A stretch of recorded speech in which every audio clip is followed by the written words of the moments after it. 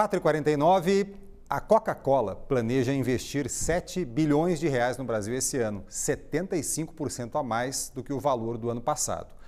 A empresa pretende aumentar e modernizar a linha de produção e também expandir a logística, centros de distribuição, frota de caminhões, refrigeradores.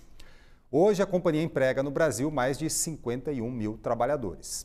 Para detalhar os investimentos, eu recebo aqui no estúdio a Luciana Batista, presidente da Coca-Cola para o Brasil e o Cone Sul. Tudo bem, Luciana? Boa tarde. Tudo bem, Fábio. Super obrigada. Boa tarde. Muito bom estar aqui com vocês. A gente que agradece a gentileza da sua visita aqui. Luciana, antes de mais nada, a pergunta é inevitável, né? Num cenário de tanta incerteza com esse tarifaço, por que e como manter essa previsão de investimentos no Brasil? Eu acho que, em primeiro lugar, é importante comentar que a Coca-Cola é uma empresa global, de valores universais, mas presença primordialmente local.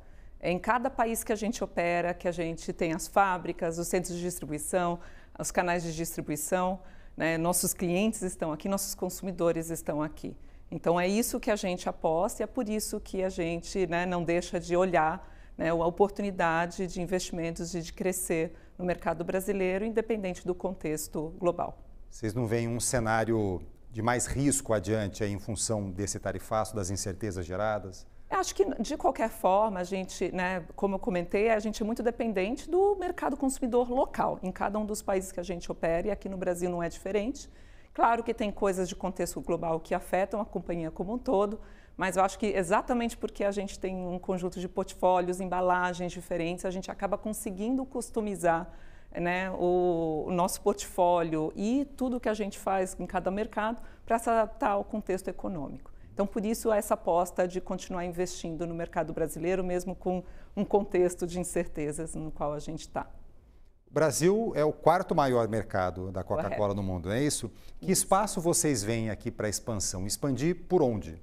Acho que a gente tem um tema que é bastante importante, que é a gente tem um portfólio total de bebidas, completo, né? Então, a gente fala sempre muito de Coca-Cola, mas além da Coca-Cola, a gente tem a Coca-Cola Zero, a gente tem todo o nosso portfólio de outros refrigerantes, tem sucos, chás, né, isotônicos. Então, em cada uma dessas categorias, a gente vê espaços grandes de crescimento. Então, por exemplo, nossa marca de isotônicos Powerade foi uma marca que teve um crescimento muito forte o ano passado, né, muito essa tendência de esportes, né, outdoors, etc. Coca-Cola Zero, outra categoria que a gente viu que tem uma oportunidade enorme de crescimento e o Brasil tem sido, né, tem liderado esse crescimento no mundo.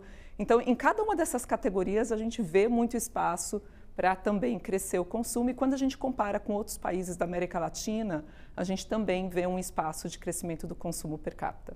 São mais de 100 produtos aqui no Brasil, é isso? Isso aí, exatamente. E vocês estão vendo, então, a oportunidade tanto para o lado dos refrigerantes quanto para as outras bebidas que você citou aí? Para as outras bebidas, exatamente. Tá.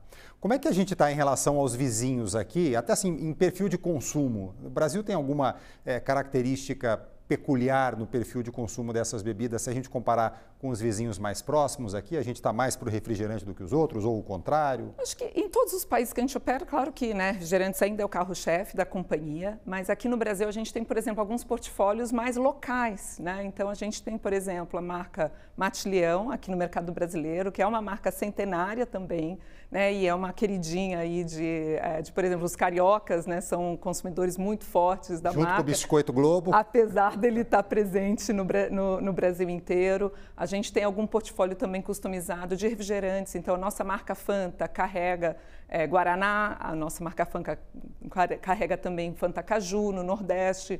Então, tem uma customização de portfólio e também de embalagens, né? A gente tem, por exemplo, aqui no Brasil, né, muita gente chama de KS, a nossa embalagem de vidro, né, que é uma embalagem também muito querida aqui, consumida no mercado brasileiro. Então, acaba tendo algumas nuances de portfólio, com certeza, mas claro que o carro-chefe continua sendo a nossa marca Coca-Cola e isso é igual também nos países dos arredores.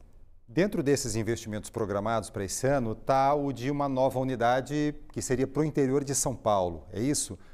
Já definiram, já tem terreno, já sabem onde vai ser? Esse investimento não seria para esse ano, é parte do nosso plano de investimento plurianual, né, junto a um dos nossos parceiros.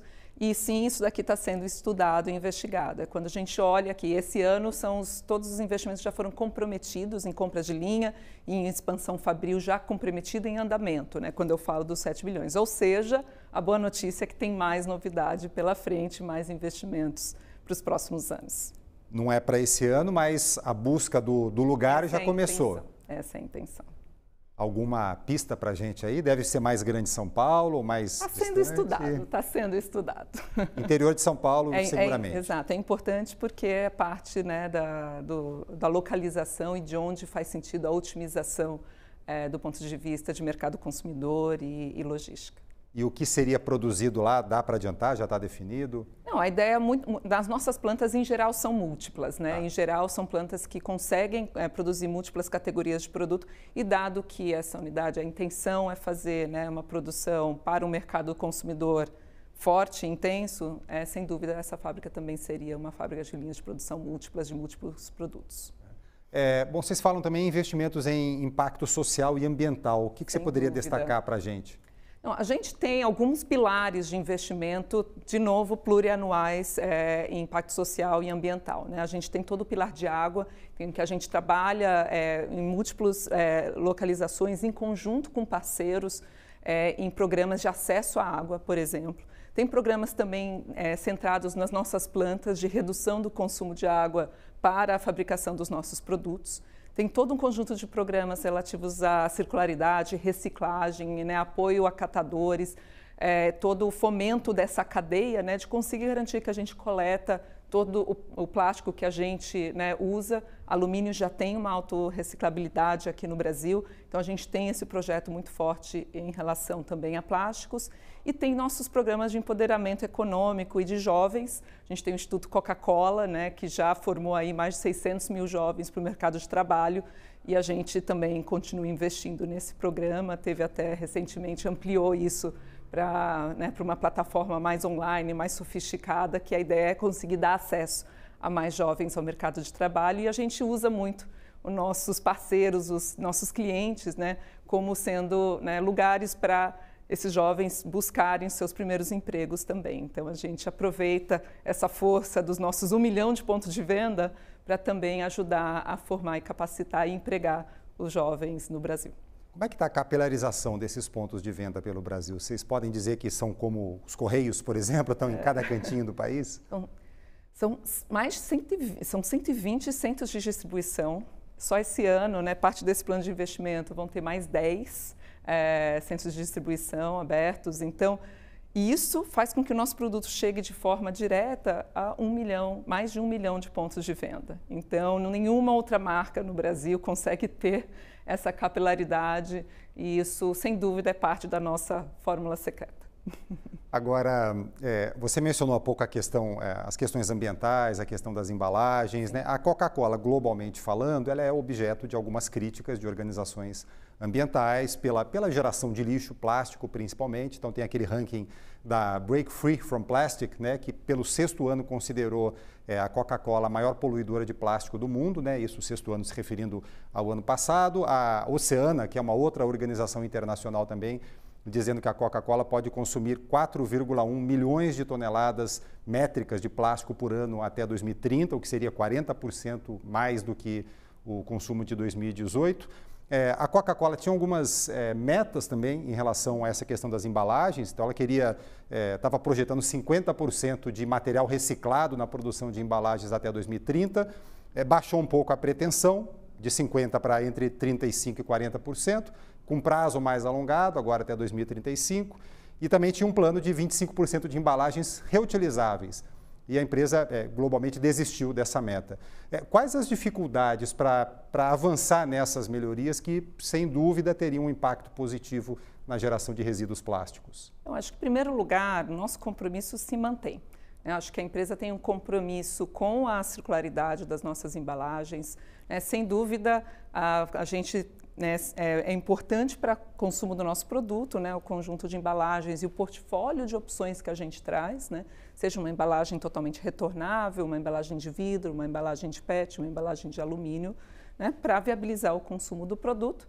e também como que a gente apoia, né, no sistema de coleta, de evitar essa externalidade, é sem dúvida uma agenda super importante para nós como companhia, independente, né, dos compromissos públicos, e acho que é uma coisa que é muito parte do nosso time, do nosso modelo de trabalho.